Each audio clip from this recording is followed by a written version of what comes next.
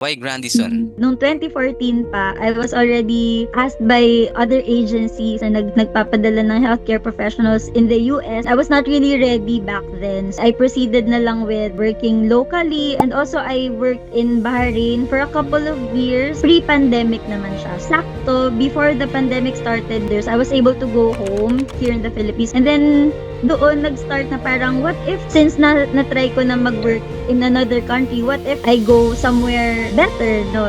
Laging pag ganun yung thinking, papasok agad sa isip natin USA, no? So I started doing my research yun during pandemic kasi syempre, parang nasa bahay lang lahat. And then, siguro nasa algorithm ko or nasa algorithm rin ako ng Grandison. Bigla akong natawagan ng isang recruiter, si Sir Nathan. I was already interested even before he called. And then, ayun na, parang nag-click na lang. When can I start? When can we start?